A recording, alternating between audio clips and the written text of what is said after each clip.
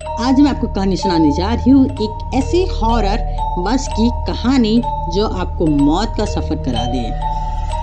रात के अब 11 बज चुके थे। भाई अब तो कोई बस मिलना मुश्किल है। अगर आज आखिरी बस जरा सी भी लेट छुट्टी होगी तो शायद मिल जाए, वरना आज की रात मुझे यहीं बस स्टॉप पे बितानी पड़ेगी। ऐसे अपने मन में सोचकर आरव ने अपनी बैग ठीक की और सामने की बेंच में जाके बैठ गया। लेकिन आरव को कहाँ पता था कि आज वो मौत का सफर करने वाला था। आरव एक बड़ा ही होनहार लड़का था। उसने अपने जॉब के बल पर गांव में जमीन ली और उस पे अपना घर बनाया। घर वाले हमेशा से उसके पीछे पड़े रहते थे कि शादी कर लो बेटा, बड़े हो गए हो, उम्र निकल रही है, शादी कर लो। लेकिन वो कहता है कि जब तक मेरी पसंद की लड़की नहीं मिलेगी तब तक मैं शादी नहीं करूंगा। उसका कहना भी सही था। उसके दोस्तों की शादियां टूट चुकी थी या फिर उसमें झगड़े चल रहे थे, इसलिए वो चाहता था कि कोई ऐसी मिले जो उसे समझे। आरव ने अपनी घड़ी घुमा कर देखा, 12:30 बज चुके थे। अब उसने बस आने की आस खो दी। लेकिन तभी सामने से हॉर्न मारते हुए एक बस आई। शुक्र है बस आ गई, आरव ने अपने आप से कहा। कंडक्टर ने दरवाजा खोला और आरव बस के पीछे के दरवाजे से अंदर गया। टिकट निकली और वो आराम से बैठ गया। लेकिन कंडक्टर ने कहा, ये बस आज रास्ते में ही रुकेगी, आखिरी स्टॉप पे नहीं जाएगी। आपको पीछे कुछ इंतजाम करना होगा। इसके इंजन में खराबी है, बहुत गर्म हो चुका है। आरव को और पसीना चालू हुआ। रात बढ़ रही थी लेकिन परेशानी खत्म होने का नाम नहीं ले रही थी। जो होगा अब देखा जाएगा, ये सोचकर आरव खिड़की से बाहर देखने लगा। ठंडी हवा अंदर आ रही थी और काफी अच्छा लग रहा था। उसने सामने बस में देखा तो ड्राइवर के पीछे कोई बैठा था। उसने खड़े होकर देखा तो वो एक औरत थी। इतनी रात को इस रास्ते पे कोई औरत को आरव ने इससे पहले कभी देखा नहीं था। उसने सोचा कि ड्राइवर या कंडक्टर का कोई रिश्तेदार होगा। अब आरव को खुद नहीं पता था कि बस आगे जाकर कहाँ छोड़ने वाली है। अब 12:30 बज चुके थे। बस एक जगह आवाज करके रुक गई। ड्राइवर बोला, अब यहाँ से बस आगे नहीं जाएगी, तुम उतरकर अपने जाने का जुगाड़ देख लो। आरव का घर आने का भी कम से कम 10 मील का फासला था और रास्ते से घना जंगल, पैदल जाने के खतरे से खाली नहीं था। आरव नीचे उतरा और रास्ते पे एक जगह जाके रुक गया। उसके पीछे वो औरत भी उतरी। आरव ने उसको पैसे ही देखा, वो तो बस उसको देखता ही रह गया। वो भला की खूबसूरत थी, वो एक लड़की थी।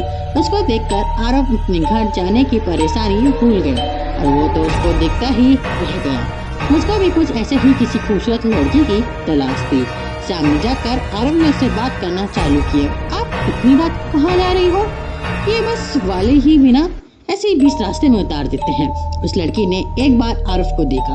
उसके आगे बहुत ही खूबसूरत थी। आरव उसकी आंखों में खो गया।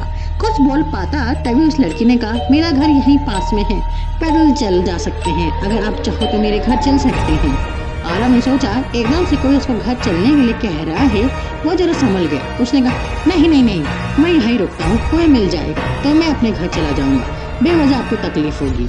वो लड़की बोली, अरे घबराओ मत, मैं और मेरी माँ रहते हैं घर में, अगर चलना चाहो साथ में तो चल सकते हो।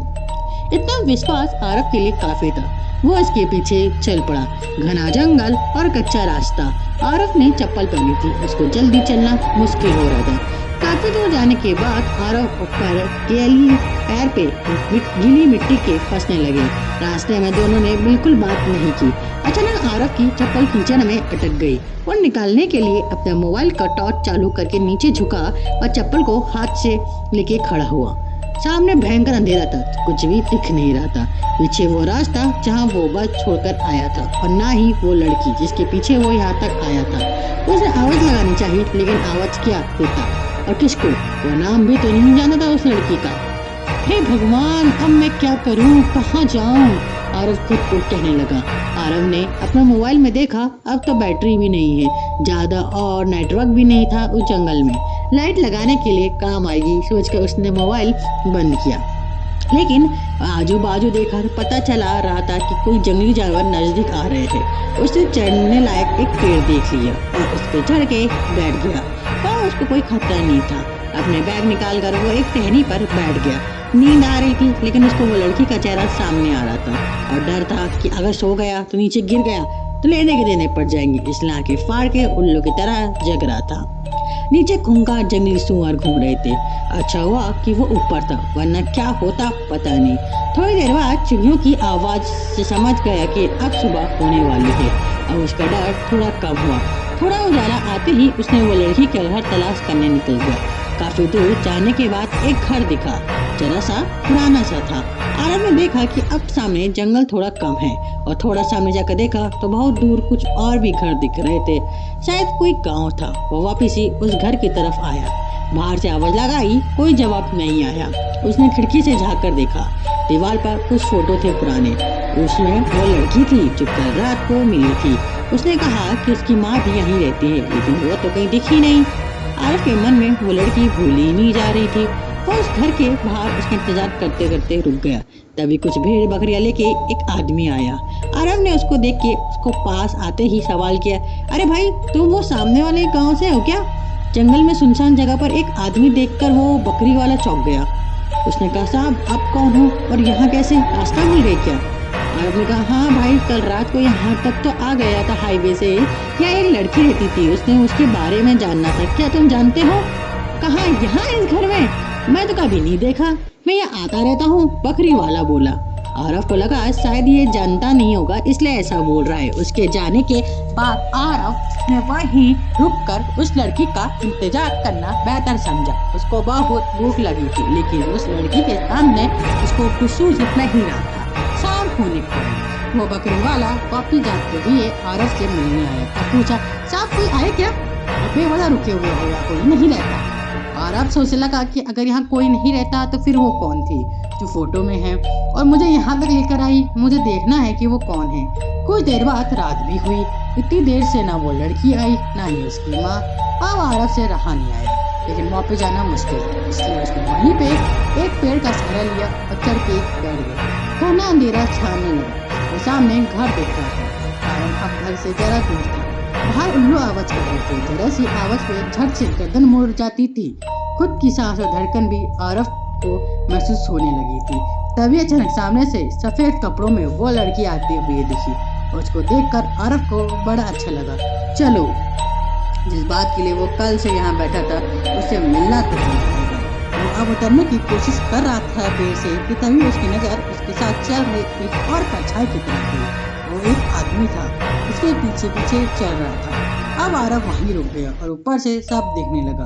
वो लड़की ने घर का दरवाजा खोला और अंदर गई। उसके बाद वो आदमी जैसे ही अंदर गया, उस आदमी की चीख गूंजने लगी। वो तड़प रहा था, चिल्ला रहा था, बचाओ बचाओ, मुझे छोड़ दो, मुझे माफ करो, मैं तुम्हारे क्या बिगाड़ा, प्लीज। आरव इधर से कांप रहा था। मुझे डरना था वो भूल गया। कुछ देर बाद उस आदमी की चीख बंद हो गई। सब शांत हो गया। वो आदमी शायद मर चुका था, ऐसा आरव को लगा। वो वहीं पेड़ पर बैठा था। आरव सुबह का इंतजार करने लगा। जैसे ही सुबह हुई वो पेड़ से उतरा। दरवाजे के बाहर तक खून बह रहा था। अंदर जाके देखने की हिम्मत नहीं थी। वहाँ जहाँ रास्ता मिला उधर भागते चला गया। उसने अंदर वो लड़की है या नहीं ये भी नहीं देखा। भागते हुए कैसे तो उसको हाईवे में लगा और अपने घर तक पहुँच गया। उसके साथ जो हुआ वो वैसे ही बताने जा रहा था कि उसकी जबान नहीं चल रही थी। बोलना तो बहुत कुछ था लेकिन कुछ बोल नहीं पा रहा था। उसका मुंह छिल चुका था। आरव को दवाखाने भर्ती कराया गया और उस पर इलाज चालू हो गया। किसी को कुछ समझ नहीं आ रहा था कि उसको क्या हुआ। डॉक्टर ने उसको पागल करार कर दिया। पागलों का ट्रीटमेंट चालू किया। इधर जंगल में वो बकरी वाला आज शाम को फिर से वो घर की तरफ आया, जानबूझकर तसल्ली करने के लिए देखने कल वो आदमी है या नहीं। बाहर खून बह रहा था और अंदर झाँक कर देखा तो भयानक नजारा देखकर उसको भागना था नसीब नहीं हुआ और वो लड़की अंदर ही थी। वो आदमखोर बन चुकी थी। खून ही खून। वो जानवर जैसे मरे हुए आदमी का मांस खा रही थी। बकरी वाले के मुंह से चीखने लगी, लेकिन वो आखिरी बात थी। उसको देखते ही वो उस लड़की शैतान बन गई। उसके सफेद कपड़े अब भयंकर लाल हो गए। खून से लटपट वो बकरी वाले की तरफ लपकी। उसने उस बकरी वाले के अंदर खींच लिया और उसको मौत के घाट डाल दिया। अब काफी रात हो चुकी थी, जंगल सुनसान और खूंखार बन गया था। उस खूबसूरत लड़के के अंदर शैतानी आत्मा का राज तो सिर्फ आरफ को जानता था, लेकिन अब तो पागल हो चुका था। वो लड़की अपने सफेद लिबास से घर से बाहर निकली और अपने शिकार की तलाश में भाई की तरफ चल पड़ी। तो दोस्तों, क्योंकि हॉरर स्टोरी अच्छी लगी तो लाइक करिएगा, सब्सक्राइब करिए और शेयर करिए ऐसी और हॉरर कहानी सुनने के लिए।